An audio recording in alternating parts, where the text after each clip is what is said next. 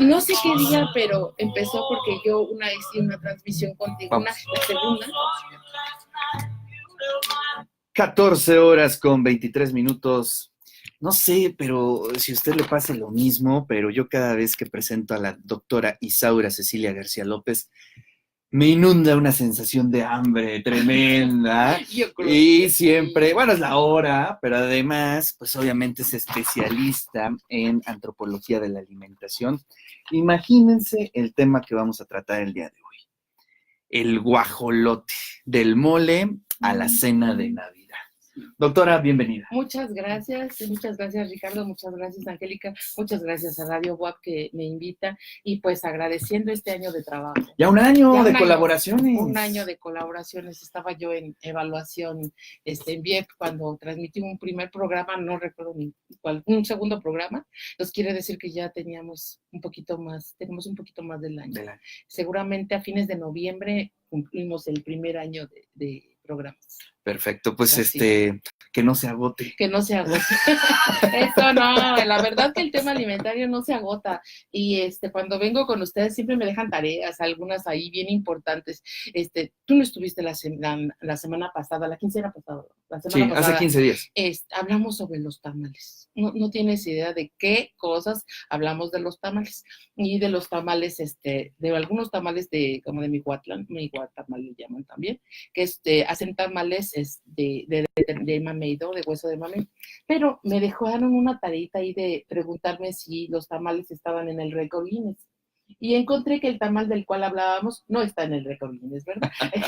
Que es el tamal de la Sierra Norte, sino que encontré otro tamal, un megatamal que se hizo justamente para el 25 de noviembre, el día que estábamos prácticamente en programa, y es un tamal que se hace en Tabasco. Lo hacen, digamos, lo hicieron, es un tamal de chipilín, y lo fabricó Eli Fabián Romero. Es un tamal de prácticamente 630 kilos. 50 centímetros, 50 metros y 16 centímetros de ancho. Una cosa enorme. Ese es el que tiene el récord Guinness a partir justo de esa fecha, del 25 de noviembre de 2018. O sea, nuevecito. Tarea resuelta. Eso era un pendiente porque no puedo vivir luego. Un sello de abejita para la doctora. Sí, lo que pasa es que la gente quería saber, ¿no? Si estos macrotamales que tenemos en Puebla tenían premio, pero no, el que tiene es el de Tabasco. Está bien. Bueno, esa es una duda ahí al calce que había quedado. Y bueno, regresamos al mole de guajolote y un poquito hablar de mis fuentes, ¿no? La verdad, yo siempre busco mis fuentes y quiero ir a la fuente de la fuente y a la fuente más original de la fuente, ¿no? Y resulta que tenemos un copiadero. ¿Será mucho? Pues uno piensa que esos fenómenos se dan ahorita en los tiempos del copy-paste, pero no, tiene su antecedente. Tenemos muchos antecedentes. Y resulta que todos copian como de la misma fuente, ¿no? Lo que es los recetarios del siglo XIX del mole de guajolote. Entonces, todo viene como desde esa misma raíz, ¿no? Pero bueno, pues ahí en eso, esa es una de las tareas que quise saber exactamente cuál es la diferencia entre el mole de guajolote, el mole que se sirve en Navidad y ahora la Navidad, ¿no? Venga. Esa es una cosa. Bueno, primero, la pregunta que nos interesa mucho saber es la diferencia entre guajolote y pavo. Estamos comparando mole de guajolote y pavo. No hay diferencia. Esa es la primera diferencia, que no hay diferencia. Triste realidad. Si usted paga muchísimo dinero por el pavo en algunas tiendas grandotas, resulta que le están viendo la cara. Le están vendiendo guajolotes, sí. Y el 46% de los guajolotes pavo que vendemos en México son mexicanos, pero el resto son norteamericanos. Claro. Digamos norteamericanos por decir Estados Unidos y Canadá, ¿no? Es decir, sí, yo creo que tenemos una fuente ahí tremenda, deberíamos de producir más pavo, eso sería bastante benéfico para la industria alimentaria, para nuestra salud y sobre todo para estos platillos como es el mole de guajolote o el pavo de Navidad. Pero fíjate que hasta para eso somos racistas, ¿no? No, sí, claro, sí, ¿no? O sea, es decir, vamos, mole de guajolote, ¿no? Y tiene un aspecto, no sé si negativo, pero es un aspecto en específico. Sí, ¿no? Pero, y bueno, ¿qué vas a cenar? Pavo. Para Dios, sí es lo mismo. Es lo mismo. ¿Por qué somos así? ¿Por qué somos así? Seguramente por nuestra intervención europea, que a lo mejor de ellos tienen un poquito la culpa, ¿no? Acuérdate que cuando llega Cristóbal Colón le pone nombre a todo. Y la primera Navidad nos da Cristóbal Colón, por cierto, que deshace la Santa María y con eso hace un resguardo, ¿no? Un fuerte. Y ese día era Navidad, entonces celebra la misa de Navidad. Bueno, ahí está el origen nacional de la Navidad. Pero bueno, él nombra todo. Entonces, se lleva las gallinas de nosotros, las gallinas americanas, y las lleva a Europa,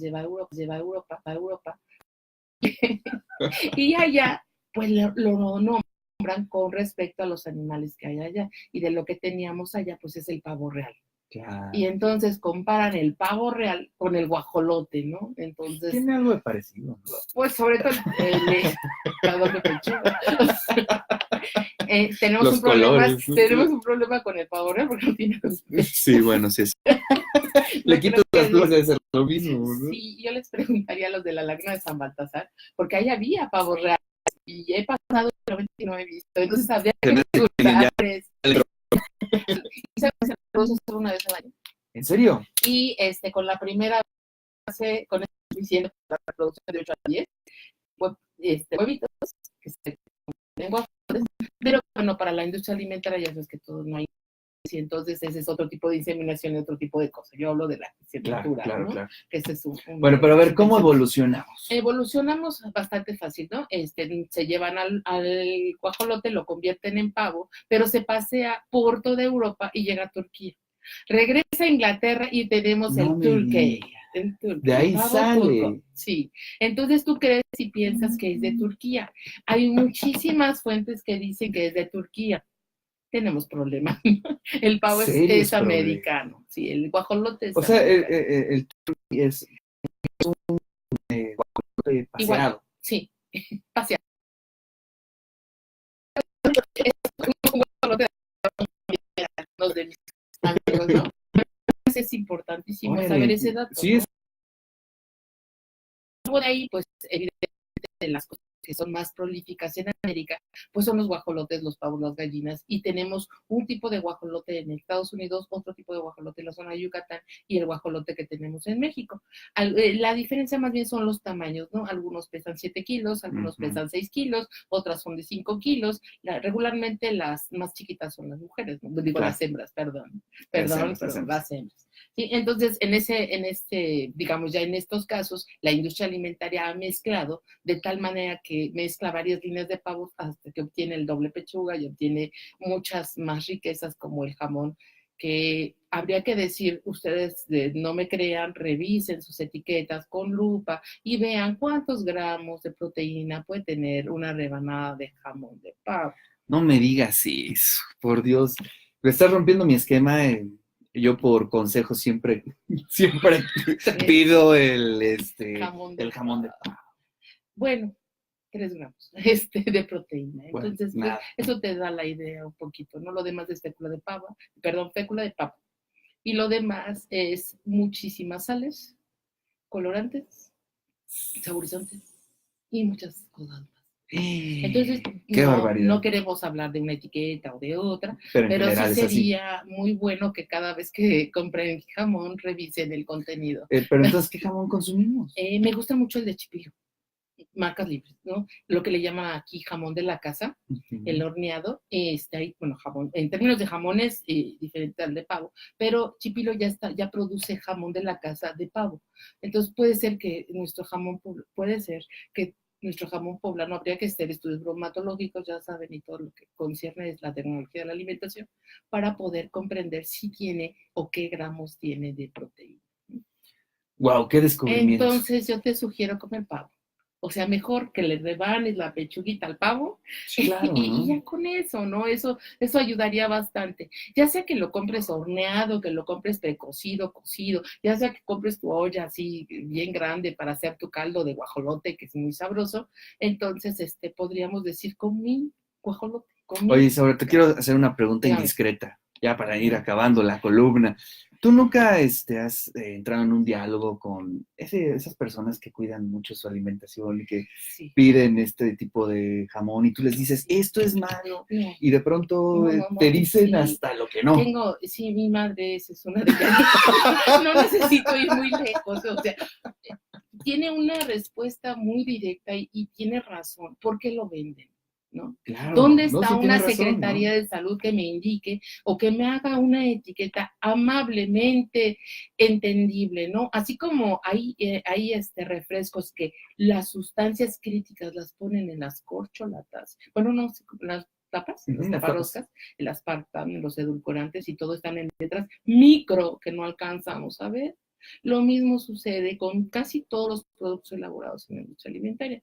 Entonces, yo les sugiero a nuestros escuchas, pues que revisen lo que se come, ¿no? ¿Qué cantidad tienen realmente de lo que ustedes esperan que tengan, ¿no?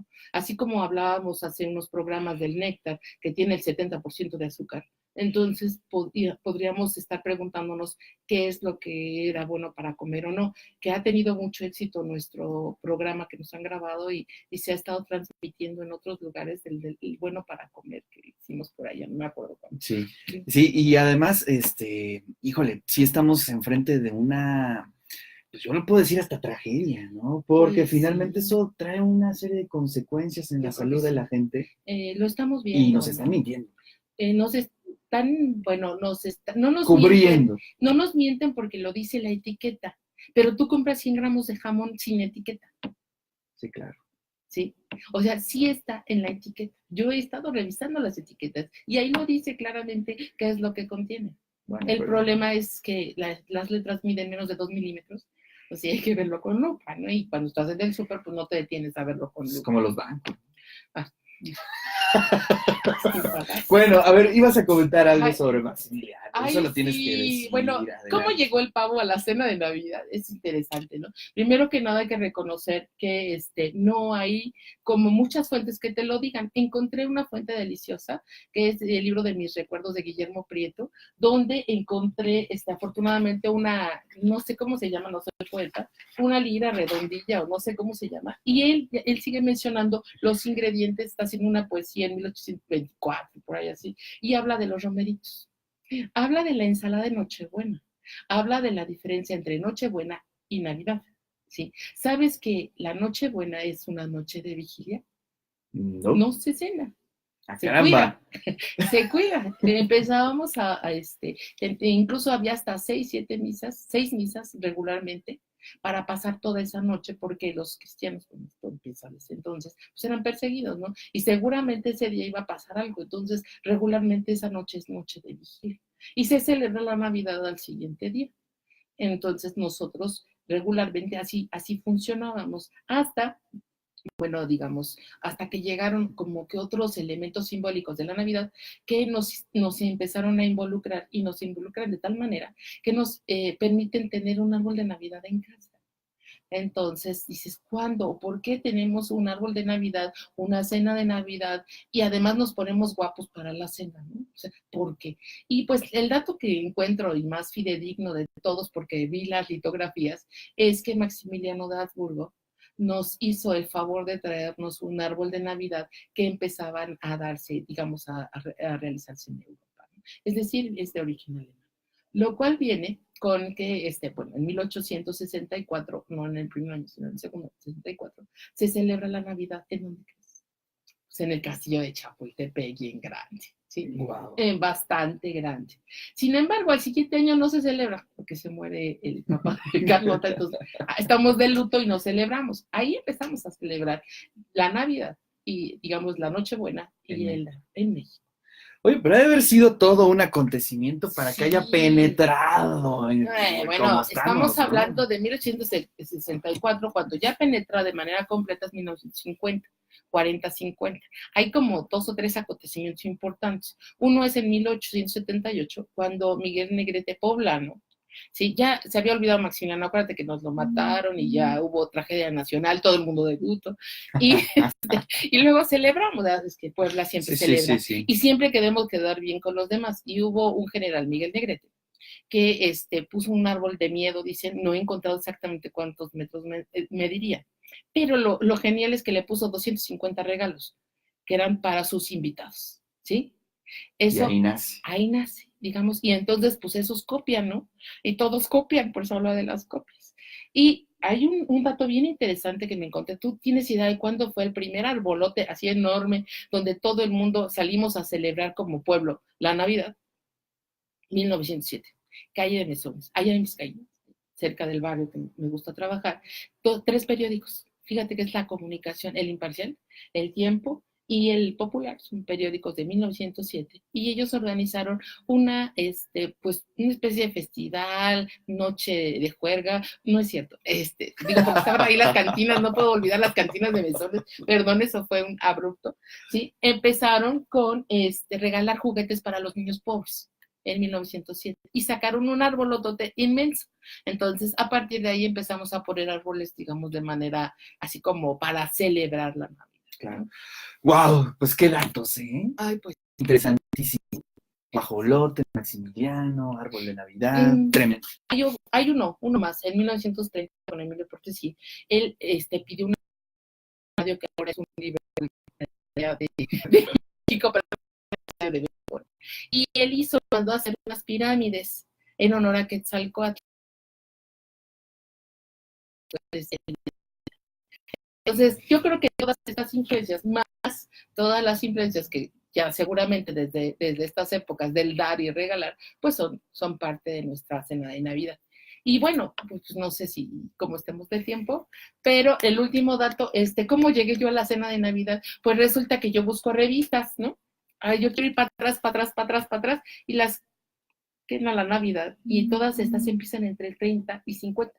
Justo ahí empieza la cena de Navidad que conocemos ahora. Ellos nos empezaron a poner esto agridulce, las salsas de ciruela, las salsas de todo, y a partir de ahí hay la difusión de nuestra cena de Navidad. Doctora Isaura, muchísimas gracias. En 15 días, ya no, hasta enero. A ver con qué tema nos sorprende. Una rosquita, cómo no. Vamos a un corte y regresamos. Estuvo bueno.